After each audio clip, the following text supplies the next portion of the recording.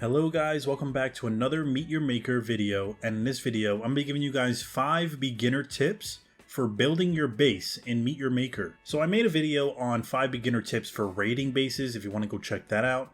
This one's more for the one that wants to perfect their base and build a good, unique base. So here are some simple tips you can do to make your base really good.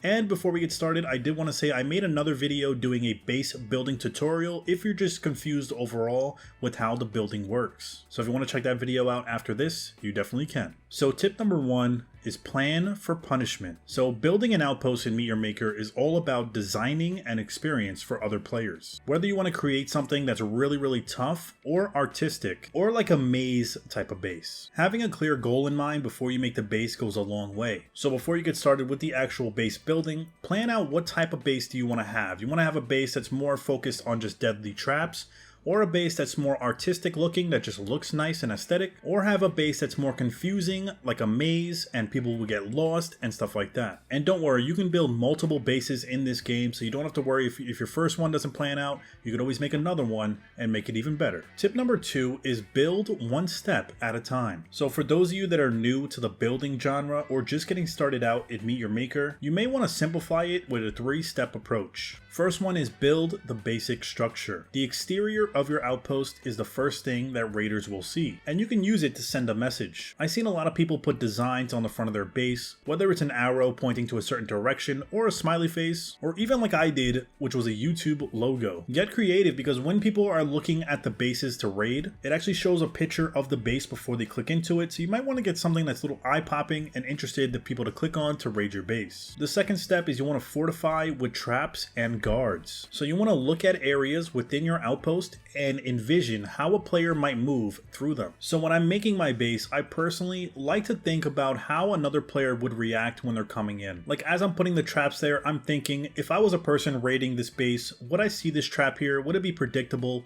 Would it catch them off guard? And I try to look at it like that. So it's always good to play around with traps and mix it up with the guards, because having traps and guards to worry about is much more deadly than just having traps alone with no guards. Tip number 3 is you want to save some traps for the second wave. So every raid in Meet Your Maker is split into 2 waves. During the first wave, the raider will infiltrate your outpost, fight their way to the gen mat, and steal it. The second they grab that gen mat, the second wave will activate, and whatever traps you have placed for the second wave will immediately pop up on the walls or floor or wherever you have them set. How you would place something for the second wave is, let's say you put a trap down on the wall, let's say it's the spikes or the darts. The second you place it down, you want to hit square or the mod button and look for the mod that says second wave. That means during the first wave, there will be no trap in that location, but during the second wave, that trap will pop up. But keep in mind that also adds to the capacity of how many you could put down on your base. Every plot of land you buy has a certain capacity of how much traps and stuff you can actually put. Second wave traps count into that same capacity as the first wave traps,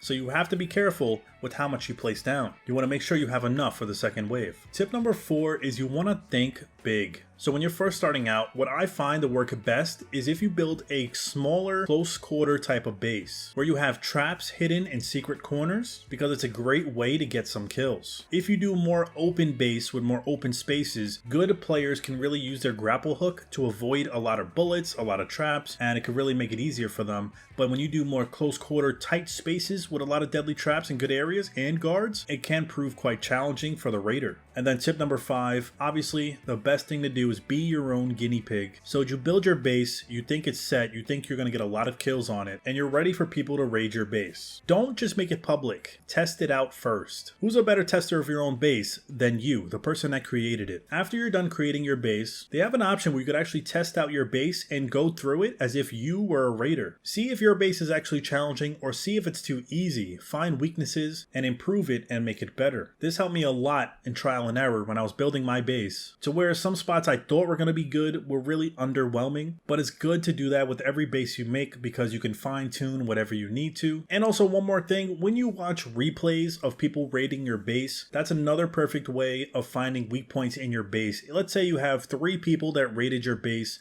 and they all actually escaped with your gen mat. And then you wonder to yourself, how the hell do they keep beating my base? Watch those replays and see what point is not working in your base, what traps are not really performing well, what areas are performing well, and build off of that. I will do a more in-depth video on this later in the future, but hopefully this video and these simple tips can help you become a better builder and meet your maker. And as always, if you have any tips of your own that I did not mention, drop them in the comments below.